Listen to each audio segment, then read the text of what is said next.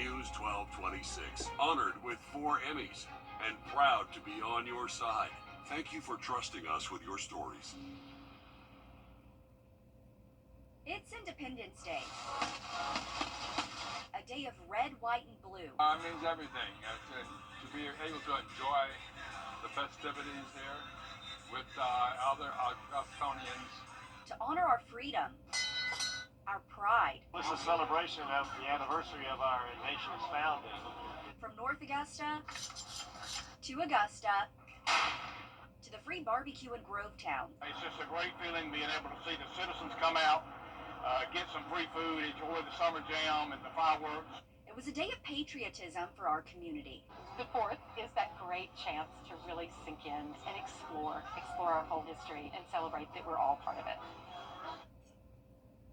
Thanks for joining us tonight on News 12 at 11 o'clock, and happy 4th of July. I'm joined with your first alert meteorologist, Emily Acton. And Emily, we had so many 4th of July events planned today. The good news is it continues throughout the weekend, and we knew there were some pop-up showers, but I don't think that kind of affected too many events happening today. Yeah, hopefully not. They were very quick passing showers. Didn't have the best timing on those, though. Kind of came in around 9:30 for the city of Augusta, but that has completely moved out of our area. Things are dry now. Expected to stay dry overnight tonight and throughout the greater part of the day tomorrow. Tomorrow we're going to see high temperatures rise into the low 90s.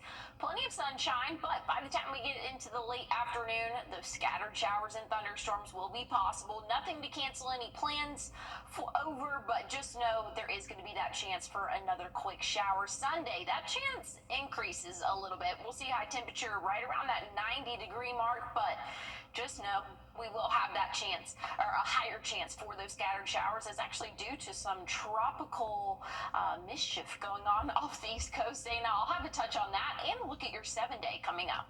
Thanks, Emily. You're taking a look now at some fireworks. About an hour ago over downtown Augusta from our tower cam, you can see it off in the distance right there. Those fireworks were mixed in with some rain, but that did not dampen the July 4th celebrations for everyone. And that was just one of many celebrations in our area. Right now, Boom in the Park is wrapping up as we speak. Your Kennedy Payne has more from the celebrations at Evans Town Center Park. Whether you come for the music, fireworks, or to spend time with family, Boom in the Park is the place to be. It's so nice because it's free and it's a great family event. We get to just walk around and see our neighbors. The Lentz family says they always make it out when they can, and this year they're especially excited. We actually know the person doing the anthem today, so we're excited to see Alan.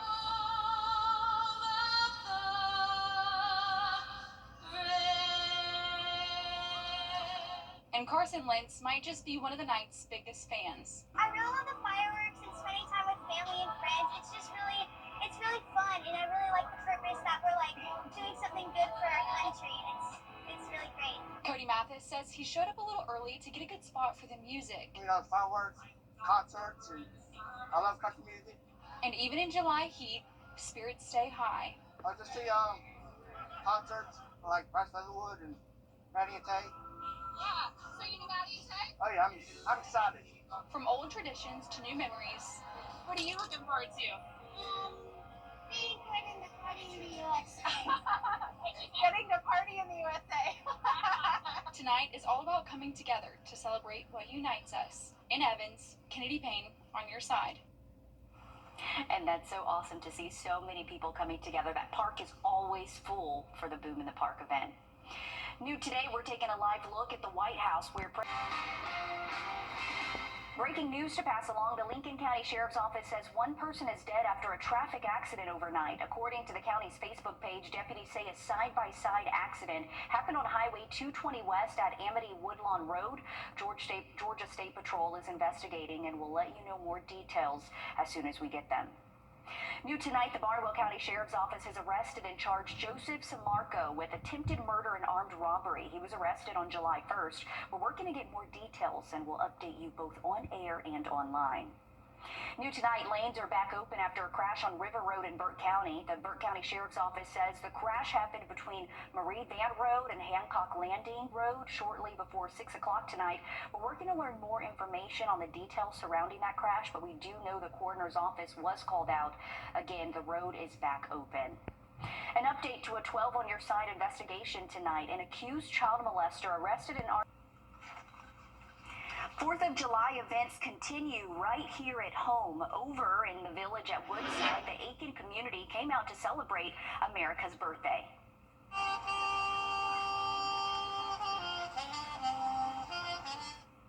When we got out there, stands were up, children were playing, music was going. We heard from a neighbor before the fireworks went off about what it means to be able to get the community together. There's going to be some dancing out here. People are just having fun, you know.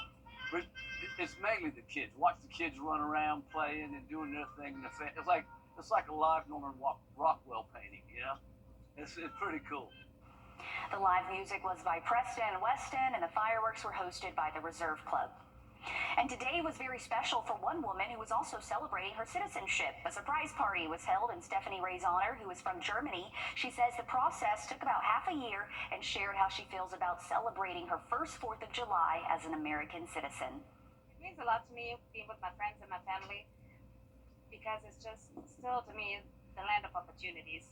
I am a teacher for little children, which I haven't been before.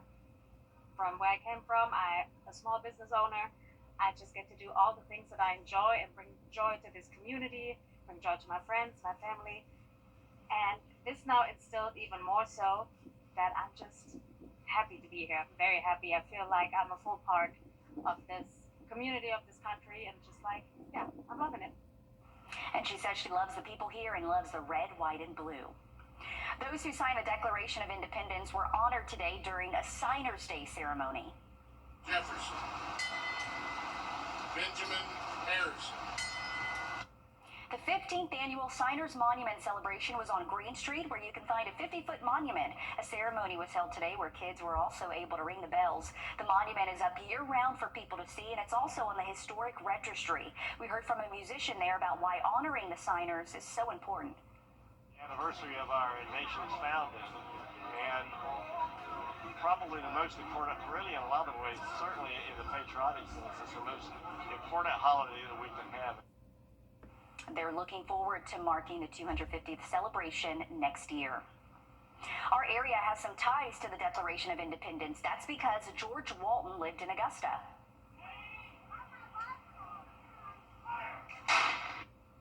Walton represented Georgia in the Continental Congress. He signed the Declaration when he was only 26 years old. As part of the celebrations today, Meadow Garden held a cannon salute and soldiers' camp display. The director of the historic Meadow Garden says it's important not to forget how many people were involved with the founding of our country. So it kind of reminds us how many people were involved in the founding of our country. It wasn't just the guys who eventually became president or had a Broadway musical made about them. It was all these people from, throughout the colonies and that became our early states. There were people from every walk of life, every race, every faith, men and women who did so much. Walton was also a governor, senator, and chief justice. Over in North Augusta, the Living History Park opened up for the day. The park has been closed since Hurricane Helene as it's still dealing with damage. The park on West Spring Grove is a recreated village representing the colonial times around the 1700s. We spoke with a blacksmith about educating the new generation on the past. So you learn a lot of things about colonial times that are so different from the way we live now. I think it's fun. I'm a history buff, and I like to bring both the history of the times as well as blacksmithing and of the community. He says they are hoping to have everything, including more reenactments, back up and running in October. In the meantime, you can donate to the Living History Park to help in recovery efforts there. We have a link to do so on our website, wrdw.com. Some people took a fun but challenging way to celebrate July 4th today. The Yankee Doodle Dash was this morning in Augusta. Dozens of people came to the Mill Village Trailhead to run either a 5K or 10K. The family event went around the Savannah River as a fun way to kick off the holiday weekend. One racer says she loves to see the community coming out. Great turnout, especially people love running on 4th of July. Peachtree Road Race in Atlanta is one of the biggest 10Ks in the U.S., so it's a lot of fun to come out here and just see a lot of energy, especially on this holiday. And congratulations to her. She actually won the 10K race. There were rewards for each age group, with the ultimate prize being having some fun. And this weekend, the celebrations continue. Tomorrow at the Hepzibah Agricultural Center, there will be fireworks starting around 9:15. That's on Peach Orchard Road. On Sunday, there will be fireworks at Story Mill Road Baptist Church for its 8th annual Independence Day celebration. Activities there begin at 6, and fireworks are set for 9:30, Emily. Well, hopefully those fireworks will go off well. We're anticipating mostly dry conditions tomorrow, but those afternoon hours we could see a stray shower or two. Rain picks up a little bit for the end of our weekend. I'll have a look at your full forecast coming up. Plus, the 4th of July time capsule, said to be the world's largest time capsule, was opened today in Nebraska. We get a look at the patriotic piece of history after the break. At Parker's Kitchen, we go big, like our huge, crunchy, juicy, never frozen chicken tenders with an extra large serving of Parker's signature sauce. At Parker's Kitchen. It was 4 days, and he was going. Now, your first alert weather with meteorologist Emily Acton. Well, we had a hot afternoon for us today. High temperature reached 95, actually 96, and we felt like the triple digits. Tomorrow, a little bit cooler, but hey, I don't know if I can really use the word cool for tomorrow. We're going to feel like those upper 90s for us in the afternoon. Plenty of sunshine, but we will have that chance for an isolated shower as we go throughout the later part of the day tomorrow. What we're looking at now, much better than what we saw just a few hours ago. Calm conditions for us as we go into the overnight hours. Dry as well, maybe a little bit windy, but overall things are looking good for the rest of our Friday. Let's take a look at this though. Tropical Depression 3. This is just off the East Coast, and it's going to be our rainmaker throughout the next 2 days or so. Tomorrow, it's anticipated to strengthen into tropical storm strength, but it's still well off the East Coast. We might just get a few hit or miss showers as we go throughout the day. Once we get into Sunday, it's expected to make landfall and move in towards the north and east, but it will be impacting portions of South Carolina, and so that's going to bring us another chance for some rain. Not anticipating any severe threat with this. Again, a very low category for this storm. Just going to bring a rainmaker for us. Here's what we're seeing Saturday. Dry for the morning, really mostly dry throughout the afternoon, but again, those hit or miss showers are going to be here, coming from the northeast to southwest, a little bit different from what we typically see during those summer months. But here's Sunday, early Sunday morning, we could see that center of that storm start to spin up in the northern portions of South Carolina, and that could bring some rainfall throughout the late afternoon. But overall, it's not going to be a washout. So if you have outdoor plans this weekend, don't cancel them. Just know there could be a couple chances for rain. A little bit better coverage once we get into Sunday. That's going to be covering again much more of our counties here. Monday, Tuesday, dry. Once we get into Wednesday next week, those showers will start to increase. The chance of showers will, but hey, those temperatures will start to drop with those rain chances. I mean, Monday, Tuesday, 97 and dry. Once we get into the middle and end of next week, that's when those temperatures will start to drop off. But those typical afternoon showers and thunderstorms will be here. We'll keep a close eye on it and a close eye on Tropical Depression 3, Zana. But things are not looking too bad for the next couple of days. Okay, that's the good news. Thanks, Emily. It's a holiday celebration one Nebraska town has been waiting 50 years for. Try new cooling spray. There's catastrophic flooding in central Texas. Some areas have been swamped by more than 15 inches of rain since yesterday. Near San Antonio, the Guadalupe River overflowed and unleashed a torrent of water. Among the missing are a group of girls from a sleepaway camp. Jason Allen reports on the latest search and rescue efforts. That river rose 26 feet in 45 minutes.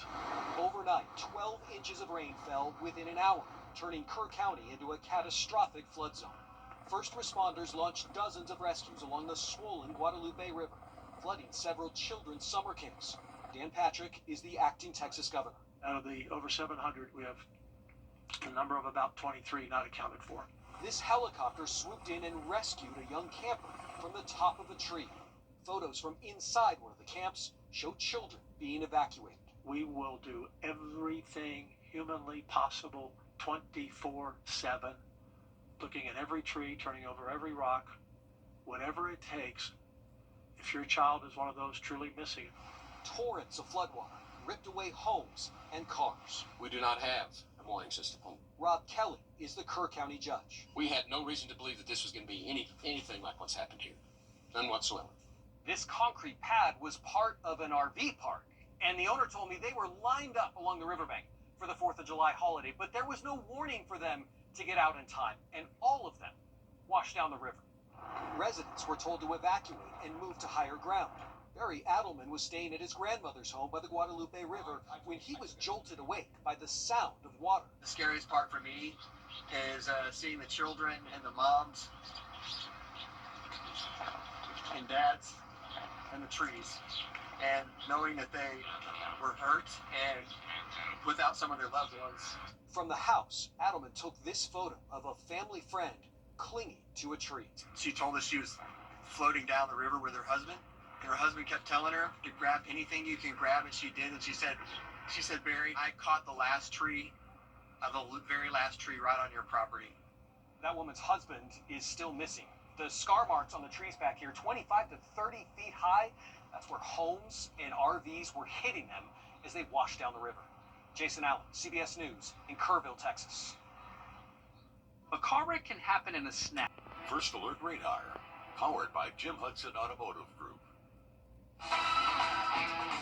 On your sideline, sponsored by Chandler Law Firm. Welcome in, everybody. It was a 4th of July to remember, unless you're like me and a lot of our other viewers, and you're an Atlanta Braves fan. An old friend of the Braves, Charlie Morton, getting the start in Game 1 against Baltimore. He gave the offense all sorts of problems up until the 6th inning. Braves would be down 3-0, and Drake Baldwin is going to crush a 2-run homer right here into the chop house. That would put Atlanta back within 1 run. Drake Baldwin and Sean Murphy both play catcher, so we don't get to see them every night, but we really wish we could because of the way they've been hitting the baseball recently. That home run, the only magic of the night for Atlanta.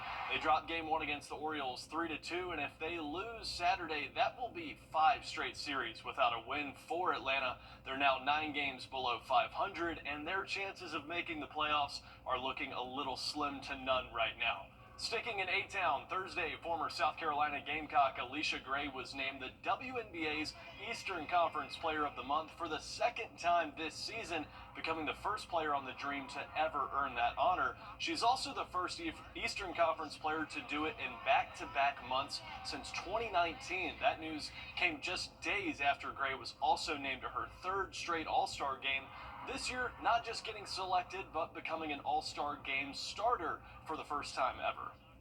It's a testament to the hard work that I put in. I think I definitely earned and deserved being an All-Star star. I feel like I played at a high level this season, being consistent and a consistent player, so it's very exciting. The break is always nice during the season, so I kind of use All-Star to, let my hair down and have a good time.